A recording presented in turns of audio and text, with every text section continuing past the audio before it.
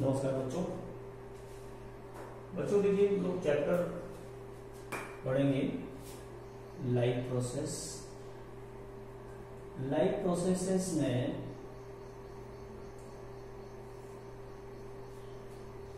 पहले क्वेश्चन आता है दिमाग में, व्हाट इज लाइफ? और life is nothing, it is a coordination of molecules. Coordination of molecule. Coordination of molecules कैसे है? देखिए बहुत सारे मॉलिक्यूल्स, ऑर्गेनिक इनऑर्गेनिक मॉलिक्यूल्स मिलकर के आपस में कोऑर्डिनेट करते हैं, सेल बनाते हैं। सेल से टिश्यू, टिश्यू से आर्गन, और आर्गन से बनता है आर्गन सिस्टम। आर्गन सिस्टम से फिर ऑर्गेनिज्म फॉर्म होता है। तो अगर देखें तो आप ये मॉलिक्यूल्स का एक कोऑर्डिनेशन जो है, इसको आप लाइफ बोलते हो। अब कहते हैं कि हम लाइफ के क्या क्राइटेरिया है कि इसको हम लिविंग बोलेंगे, ठीक है। बहुत सारे क्राइटेरिया है जिनको हम बोलते हैं कि हाँ ये लाइफ है। पहला कि आप कहते हो कि जिसमें ब्रीदिंग होता हो, उस पे आप कहते हो कि ये ब्रीदिंग जिसमें चलता हो, उसको हम बोलेंगे लाइफ है। ब्रीदिंग नहीं है, सब में नहीं होता है, प्लांट में ब्रीदिंग नहीं होता है, तो फिर लेकिन प्लांट में लिविंग है।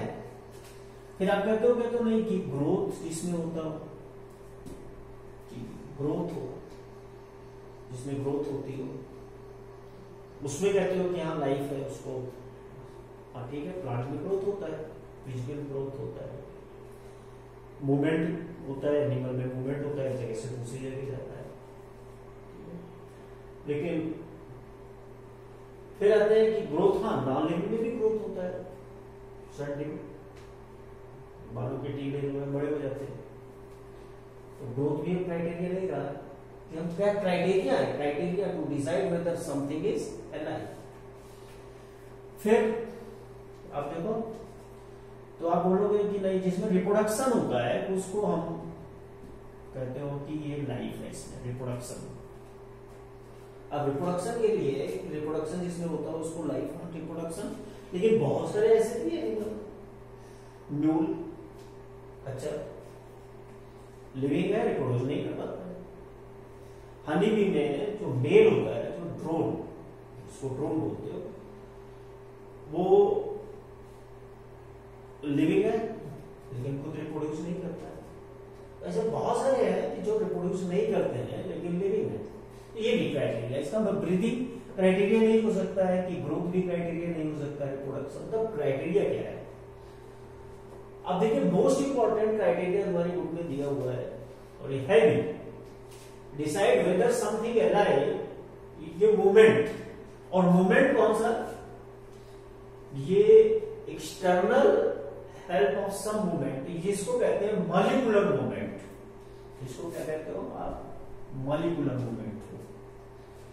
और molecular movement in the cell and tissue is necessary for the all life processes. इन्हीं मॉलिक्यूलर मूवमेंट के लिए ये सब पूरा खेल है। इन्हीं के लिए, इसी मॉलिक्यूलर मूवमेंट करने के लिए, इसको मेंटेन करने के लिए, ये इसके लिए रेस्पिरेशन की एनर्जी जरूरत पड़ेगी। इसी मॉलिक्यूलर मूवमेंट के लिए न्यूट्रिशन की जरूरत पड़ेगी। इसी मॉलिक्यूलर मूवमेंट जब होगा तो कुछ एक्सचेंजी मटेरियल बनेंगे, उनको बाहर निकालना पड़ेगा, एक्सक्रीशन की जरूरत पड़ेगी। इसी मॉलिक्यूलर मूवमेंट के लिए जब कोई मटेरियल को ट्रांसपोर्ट करना है, सर्कुलेशन की, एक जगह बनना है तो दूसरी जगह ले जाना पड़ेगा, तो उसके ट्रांसपोर्ट की जरूरत पड़ेगी। यानी सब पूरा खेल किस पे चल रहा है? मॉलिक्यूलर मूवमेंट पे चल रहा है। Molecular movement in cell and tissue is necessary for the life process. अब इसके बाद देखो तो इसके बाद का क्या है? लाइफ प्रोसेसेस को आप इसको डिसाइड कर सकते हो इसमें लाइफ प्रोसेसेस को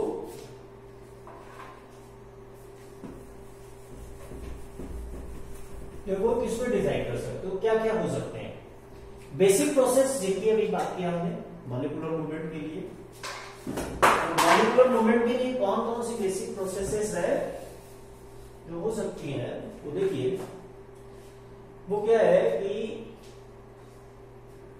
मेंटेनेंस, अभी देखो बोला था maintaining their life. Maintaining means molecular movement, for the molecular movement. पहला न्यूट्रिशन, ये किस लिए होता है कि ये क्या है nutrition? Nutrition taking food by organism and utilize by the body's life process के लिए। दूसरा है रेस्पिरेशन। इसमें क्या होता है, food is burned term use किया गया है, burn term. Food is oxidized in the cell. ये बर्न का मतलब है जलना नहीं है, आग नहीं लगाना। इसका मतलब है कि फूड ऑक्सीडाइज होता है छोटे छोटे step by step in the body with the help of क्या, ऑक्सीजन टू रिलीज एनर्जी। यहां ये ध्यान रखना है कि ऑक्सीजन की प्रेजेंस में भी ये हो सकता है रेस्पिरेशन, और ऑक्सीजन की अब्सेंस में भी हो सकता है। अब दूसरा, जब ये न्यूट्रिशन आपने फूड लिया, ऑक्सीजन आई बॉडी के अंदर, फिर आता है ट्रांसपोर्टेशन। मतलब कि फूड और ऑक्सीजन, ये जो फूड लिया और ये ऑक्सीजन है, वाटर है, वेस्ट प्रोडक्ट है, ये कैरिड और एक जगह से दूसरी जगह ले जाना है। भाई आप तो अपनी बॉडी में देखो कि ऑक्सीजन एयर लेते हो, इनहेल करते हो, ऑक्सीजन जाती है लंग्स में, लंग्स से फिर टिश्यू तक जाना है। फूड लिया डाइजेस्ट किया, ब्रेकडाउन हुआ इंटेस्टाइन से, और वहां से एब्जॉर्ब होकर के ब्लड के थ्रू पूरी बॉडी में टिश्यू में जाना है। Third, next is excretion.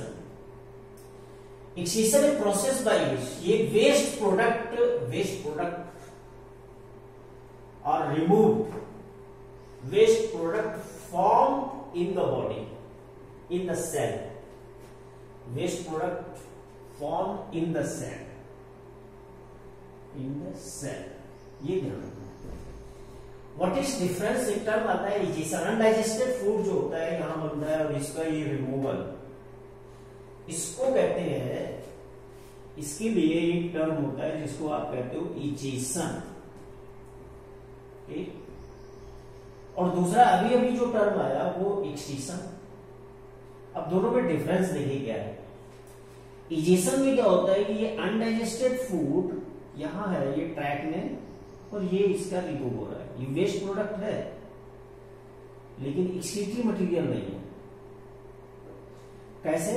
देखो वेस्ट प्रोडक्ट क्यों, क्योंकि ये बाहर से निकलना जरूरी, अनडाइजेस्टेड बेकार है, सड़ जाएगा। इसको आप क्या कहते हो, इजेशन कहते हो। लेकिन जब किसी सेल के अंदर कोई वेस्ट प्रोडक्ट बनता है, सेल के अंदर बहुत सारे मेटाबॉलिक पाथवे चलते हैं, इसके बाद जो वेस्ट प्रोडक्ट बनता है उसको कहते हो, उसको रिमूवल, यहां से सेल से रिमूव होना, सेल के बाद फिर बॉडी में गया, बॉडी से रिमूव होना, और ये बॉडी के अंदर सेल्स के बाद बॉडी के, उसको कहते हो आप एक्सक्रीशन। This is excretion. और दूसरा प्रोसेस ये क्या था, इजेशन। इजेशन और एक्सक्रीशन में डिफरेंस क्या है? Egestion removal of undigested food from the body is called egestion. Removal of the waste product which formed inside the cell by the metabolic process is called excretion. अब इसमें देखो इस figure में आपको बहुत सारे सब सिस्टम अलग अलग सब दिखाई है, सबकी बात करनी। ये डाइजेस्टिव सिस्टम, ये हमको न्यूट्रिशन के लिए पढ़ना, ये रेस्पिरेटरी सिस्टम, ये रेस्पिरेशन के लिए पढ़ना, ट्रांसपोर्टेशन, ये ट्रांसपोर्टेशन हार्ट और उसमें सर्कुलेटरी सिस्टम में पढ़ना। एक्सक्रीशन जो मेटाबॉलिक वेस्ट है सेल के अंदर बना, सेल के अंदर बना हमारे, देखिए कार्बन डाइऑक्साइड हमारी सेल में बना, वो लंग्स रिमूव कर देते हैं, ठीक है। सेल के बाद रेस्पिरेशन होता है, बनता है। यूरिया ये लीवर में बना। अब लीवर में यूरिया बनने के बाद में ये ब्लड में जाता है, ब्लड के बाद किडनी में जाता है, किडनी इसको फिल्टर करके यूरिन बनाती है। यूरिन बनने का काम किडनी में हुआ, और यूरिया बनने का काम कहाँ हो रहा है? लीवर में हो रहा है। यूरिया फॉर्मेशन कहाँ हो रहा है? लीवर में, सेल के, लीवर की सेल के अंदर, यानी वो एक सीटी मटेरियल है। CO2 एक सीटी मटेरियल है। बात समझ रहे हो? ये ध्यान रखना है। ये एक्सक्रीटरी ऑर्गन, ये हमारा क्या हुआ? एक्सक्रीटरी ऑर्गन हुआ। एक्सक्रीटरी ऑर्गन में इसको हम लोग बात करेंगे, ठीक है। अब इसके बाद देखो,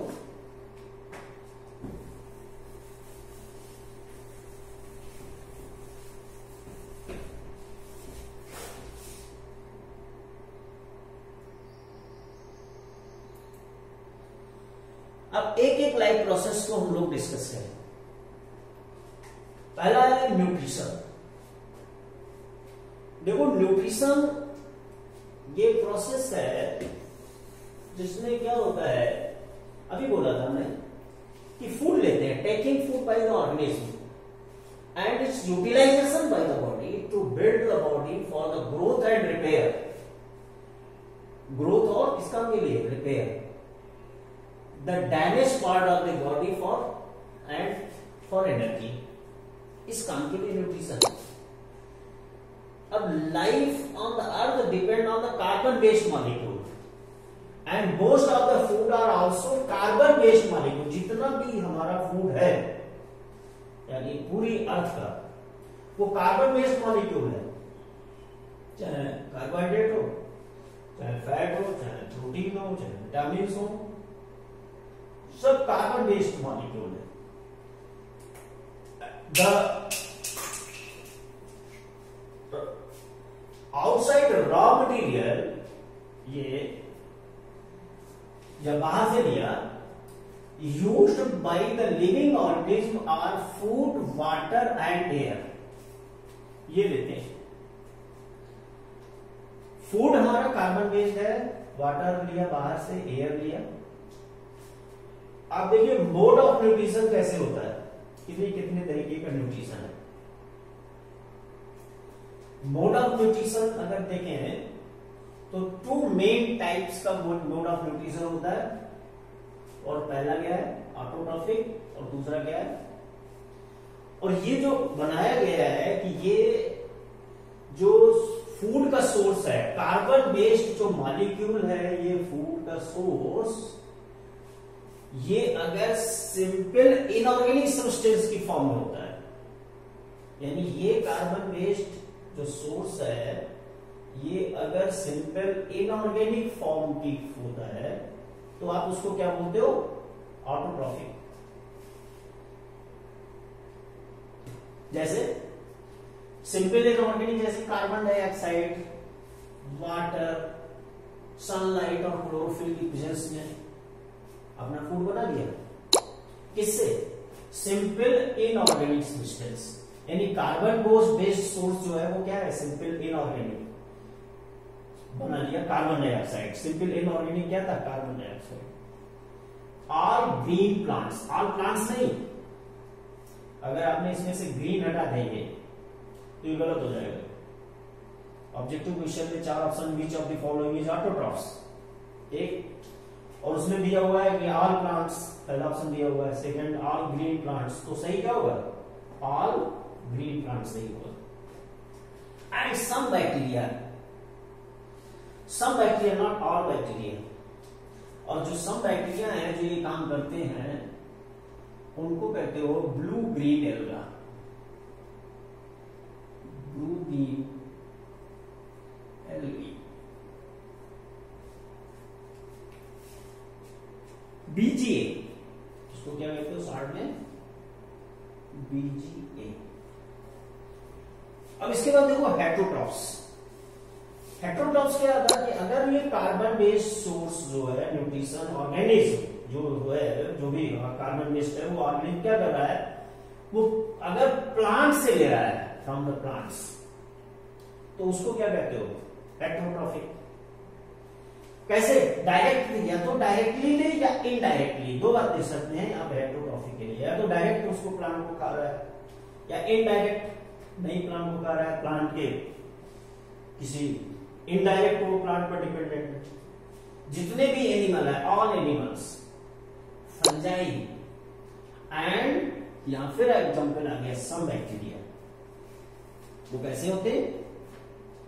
हेट्रोट्रॉफिक होते हैं। अब हम लोग बात करें कि टाइप्स ऑफ हेट्रोट्रॉफिक न्यूट्रिशन क्या होता है। यहां मेन 3 टाइप्स का हेट्रोट्रॉफिक न्यूट्रिशन है, सैप्रोफिटिक, पैरासिटिक और होलोजोइक।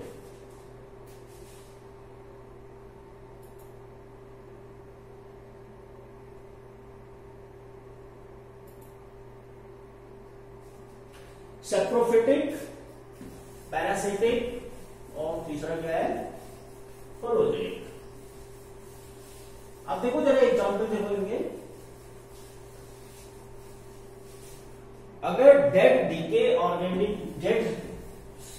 ऑर्गेनिक मैटर से ले रहा है, ठीक है, न्यूट्रिशन सैप्रोफिटिक, इसमें क्या कर रहा है कि ये ऑर्गेनिज्म ले रहा है कहां से? डेड डिकेइंग ऑर्गेनिज्म से। They break the food material outside their body and then absorb. बड़ी इंपॉर्टेंट लाइन है। मतलब कि ये जो फंजाई है, ये डेड डीके ऑर्गेनिक मैटर को देखिए क्या किया इसने, इसको ये ग्रो कर रहा है, ये ग्रो कर रहा है, ठीक है। अब यहां से देखिए ये डेड डीके ऑर्गेनिक मैटर था, ठीक है। यहां से क्या करते हैं कि ये देखिए ये लाइन पर क्या लिखा? Outside the body. वहां पे इसको ब्रेक किया, break down outside the body, ठीक है। बॉडी के बाहर ये ब्रेक डाउन किया, यहां से एंजाइम सीक्रेट किया, इसको ब्रेक डाउन किया और उसके बाद फिर ये एब्जॉर्ब करता है। अगर एक ब्रेड के पीस पर फंगस घर में देखा होगा ग्रो कर जाती है, तो धीरे धीरे ये ब्रेड गायब हो जाती है। क्यों? और फंगस धीरे धीरे मोटी हो जाती है। तो हुआ क्या कि इसको ब्रेक डाउन किया और उसको एब्जॉर्ब करके ये मोटी हो गई। ये break down the food material outside the body and then absorb. Parasitic, parasite क्या होते हैं? फ्रॉम लिविंग ऑर्गेनिज्म से जो फूड लेते हैं, होस्ट से, विदाउट किलिंग देम, बिना मारे उनको। अगर मार के खाया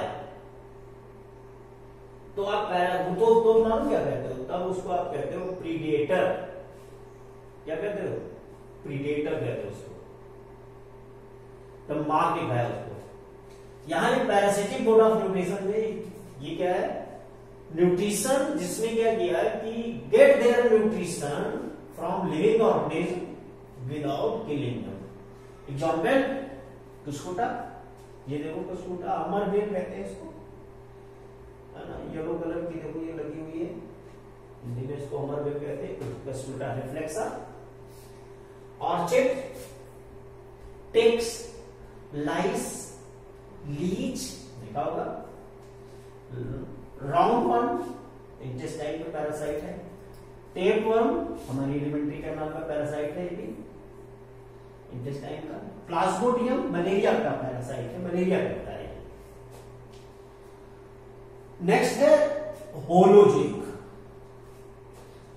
होलोजोइक में क्या करता है कि ये इसमें ऑर्गेनिज्म टेक द फूड लेता है डायरेक्टली और उसके बाद में टेक इन फूड बॉडी के अंदर लेता है और उसके बाद में फिर डाइजेस्ट एंड एब्जॉर्ब करता है उसको। इसके example amoeba, paramecium, bird, fishes और ह्यूमन बीइंग। ये देखो ये अमीबा है, ये फूड है, स्यूडोपोडिया से खाना इसका ले रहा है। इसको भी आगे हम लोग और डिटेल में डिस्कस करेंगे। ओके, अब इसको बिल्कुल एकदम से याद कर लेना, बार बार रिवाइज करके।